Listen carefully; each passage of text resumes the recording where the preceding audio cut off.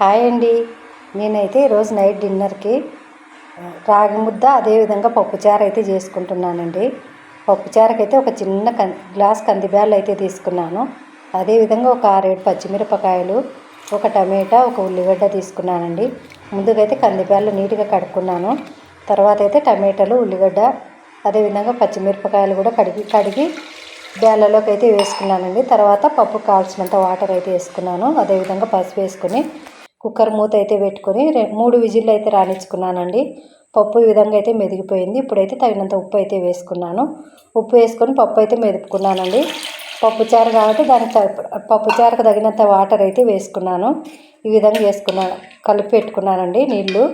ఇప్పుడైతే తాలింపు వేసుకుంటున్నాను. ఈ పప్పుచారుకు ఉల్లిగడ్డ తాలింపు అయితే బాగుంటుందని నేనైతే ఉల్లిగడ్డ తాలింపు వేసుకుంటున్నానండి. ఉల్లిగడ్డ తాలింపు హైలైట్ అండి. ఈ పప్పుచారుకు చాలా బాగుంటుంది. వేడి వేడి అన్నంలోకైనా బాగుంటుంది. అదేవిధంగా జొన్న రొట్టెలకు కూడా బాగుంటుందండి. ఈ విధంగా అయితే ఉల్లిగడ్డ తాలింపు ఎర్రగా కాగనిచ్చుకోవాలి చూడండి. ఎర్ర వేగిన తర్వాత అయితే ముందుగా కలిపి పెట్టుకున్న పప్పు అయితే వేసేసుకున్నాను. అంతేనండి, 2 పొంగులు రానిస్తే పప్పుచారు అయితే రెడీ అయిపోతుంది. నేనైతే పప్పుచారుకు తగినంత ఉప్పు అయితే ముందే వేసేసుకున్నానండి. ఇప్పుడైతే ఇంకో పొయ్యి మీద అయితే రాగి ముద్దకైతే ఎసురు పెట్టుకున్నాను. ఎసురు హీట్ ఎక్కిన తర్వాత అయితే కొద్దిగా ఉప్పు వేసుకున్నానండి. నాకు ఉదయం చేసిన అన్నం ఉంటే నేనైతే బియ్యం ఏం వేసుకోలేదండి. అన్నంతోనైతే రాగి ముద్ద అయితే రెడీ చేసుకుంటున్నాను. ఇది రాగి పిండి అండి. నేనేం పిండి ఇంట్లో రెడీ చేసి పెట్టుకోలేదు, బయట కొన్న పిండే.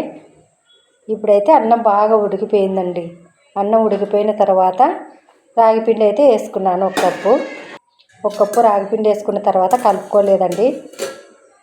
కొద్దిసేపు ఉన్న తర్వాత ఆ పిండి పచ్చివాసన పోయిన తర్వాత అయితే అంతా కలుపుకున్నాను.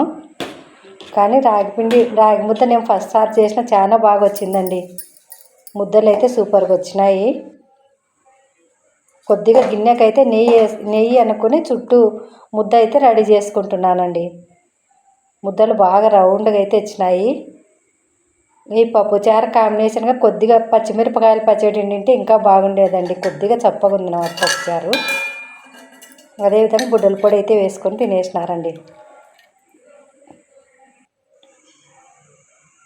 ముద్దలు చూడండి ఎంత రౌండ్గా వచ్చినాయో. ఏదైనా ఓపికతో చేసుకోవాలి కానీ ఇప్పుడు తినడానికైతే రాగి ముద్ద చేసుకున్నామండి. రాగి ముద్దలోకి అయితే నేను పప్పుచారు అయితే చేసుకున్నాను. పప్పుచారు అండి.